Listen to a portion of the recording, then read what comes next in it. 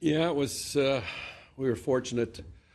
Obviously, Price had a rough night, and he's a world-class goaltender. You don't get many of those evenings from him, and I'm sure he's going to rebound. The next one he plays will be outstanding because that's the kind of character he's demonstrated throughout his career. And to be an elite-level goalie when things don't go well, get back right in there, and usually they make amends. So next team that plays him, I'm sure, will see a different Carey Price.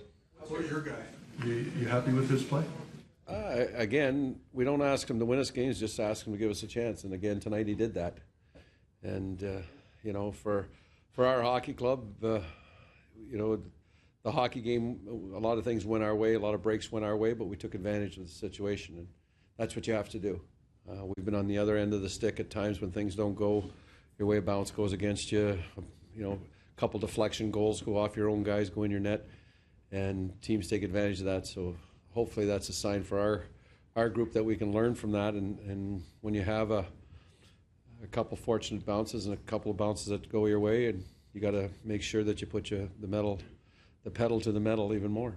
There are obviously some challenges that come when you get such a quick lead that early in terms of focus and things. I mean, how did you think the guys handled it tonight? I thought we were better tonight, but I still think that there's room for improvement from a standpoint. I call it maturity.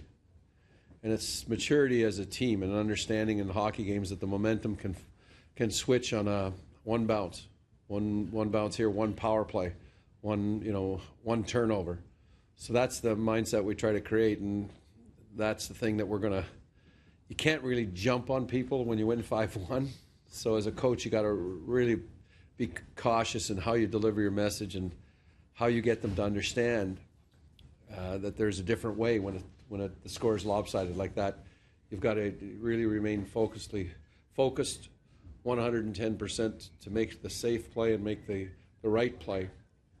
And we did that for a good part of the hockey game. I think really what happened was when we scored early in the second period, it seemed that everything went our way from that forward. And we were able to kind of get more offensive zone time. And that was our key, that when we went into the period, is come out of the period and make sure we try to create some more time in the offensive zone. And I thought for stretches we did that, and other stretches we didn't. No matter how your goals are going in, what's your thoughts been on your Bozak line here in the last little while? Outside of the power play, I thought that they've been pretty good. Tonight was a poor example of their work on the power play. Our power play didn't look good. I was upset with that. But again, I thought 5-on-5. They didn't trade chances, and that's what I don't want them to do. We don't want to be a team that trades chances with the opposition, that there is more than just rush game that you have to play. And we've been harping on that from day one, and that's not going to change because we feel that you have to play that way to have success down the stretch here and beyond. That threesome improving that area? I think they are. I think they understand it. I think the issue is to get rewarded for it. When you see the rewards, and the rewards don't always come in goals right away, but what it does is wears down the opposition. It usually creates some form of offensive chances, and it creates power plays. You trying to get Grabowski going there in the third a bit, putting on his power play?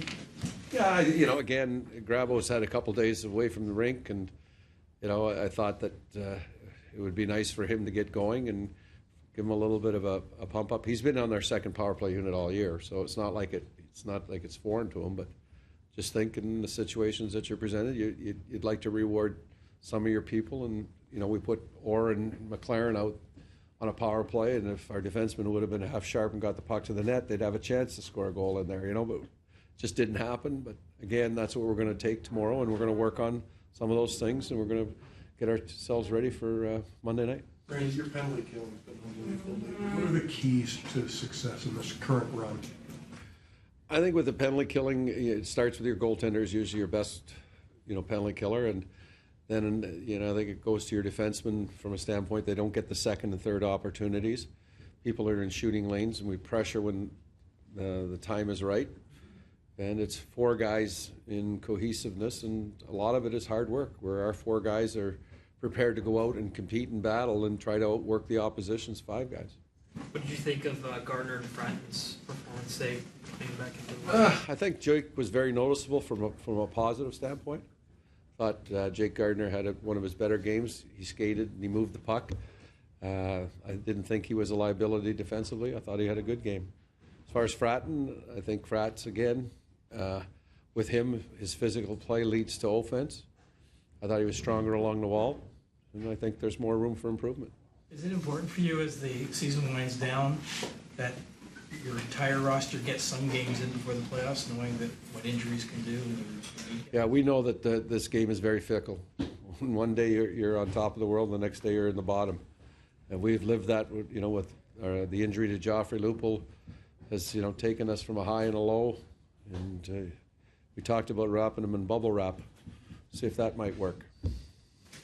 Have you seen anything between the games you've had specifically against Montreal?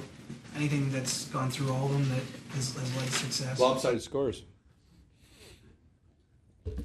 We had a lopsided score the last time in Montreal, and then lopsided score when they came back here, and we were fortunate enough to be on the right side of a lopsided score tonight, and I don't think it was an atypical Montreal-Toronto hockey game.